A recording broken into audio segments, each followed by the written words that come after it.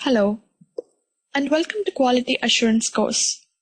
In today's class, we will be talking about software development lifecycle. The objective of today's class is to learn why do we need SDLC and what is SDLC. We will also learn the different phases of SDLC in detail. Any development has to follow proper process in order to produce a quality product. Let's take the example of building a house. Building a house needs a process and it goes through different phases. Process includes planning, approval, design, and construction. Similarly, development of an application also needs a process and goes through various phases. This process is called as the software development lifecycle. So the process of developing an application or a product is called the software development lifecycle. This lifecycle is divided into different phases. Now let's take a look at the different phases of software development lifecycle. The first phase would be project initiation, followed by requirement analysis and gathering, system design, system development, system testing, user acceptance testing, system implementation or production, and finally, system maintenance. Each phase has a definite start and end, and there are deliverables at the end of each phase. Deliverables meaning the output of each phase. This output can be either document or the code. Now let's try to understand each phase in detail. Let's take simple example of a small business, say an online bookstore. In this business, to sell the products online, you need to have a website with features to display all the products, and the website should provide the ability for customers to purchase the products. As a business owner, your expertise is only in publishment domain, meaning you are familiar with skills required to run your business. For example, skills like keeping track of the latest editions, selling books, keeping track of pricing, and other publishment skills. The business owner might not be technically sound to develop a website. That's when the business owner contacts or hires a professional service to meet their requirements. In this case, to develop a website for their business. This professional service would be the software development company or the IT company. So this is how the process of project initiation begins. The business owner or the business users contacts the IT with their business requirements in order to develop an application. So when the clients who are the business users identify their business requirements and comes to the software company to get their requirement developed into an application, that is how the project initiation begins. So this is how the business users or the business owner initiates the development cycle.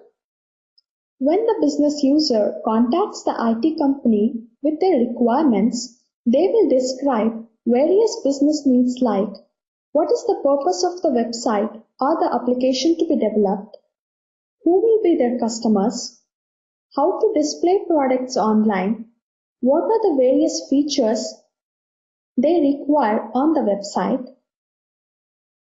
The professionals who are responsible for gathering the requirements from the clients are called as the business analysts, and the clients are called as the business users or the business owners. The business analysts can be a team of members or can be an individual based upon the size of the project.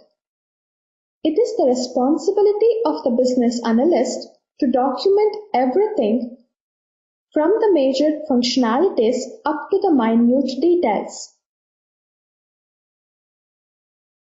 The business analysts are responsible for gathering these requirements and then documenting this requirement.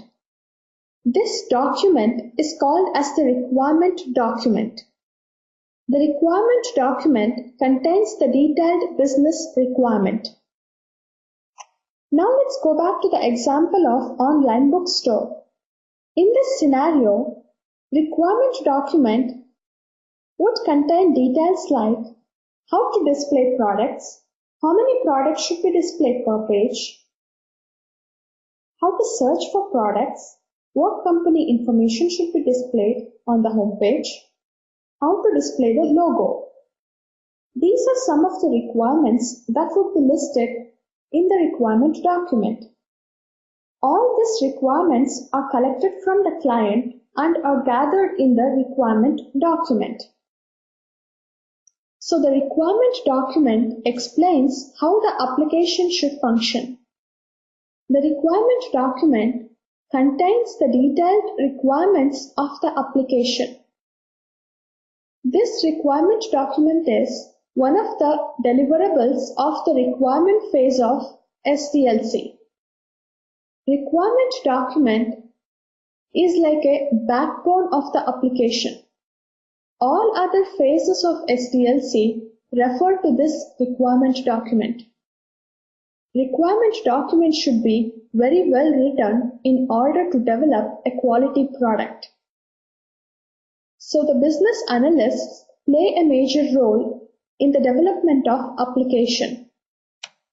Now let's look at the other deliverable of the requirement phase, which is the use case document.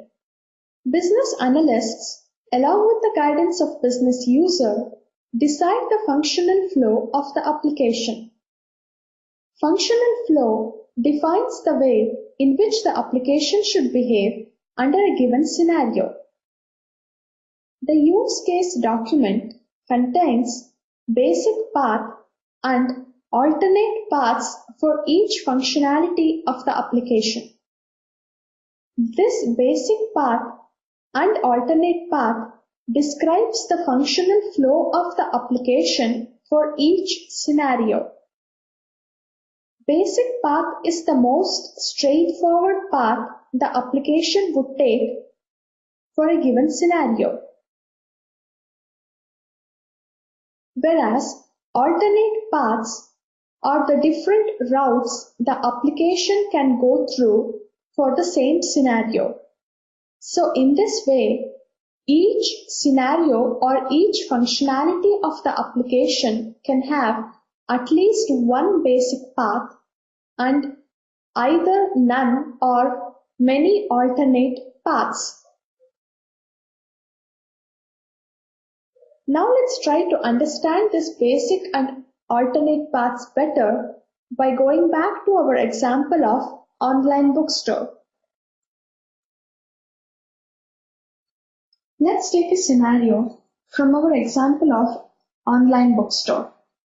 The functionality or the scenario is searching for products or books. Thank you for viewing the video. Because of the video size limitation, we cannot post the complete video. Please visit www.learningdom.com to view the remaining video. Thank you.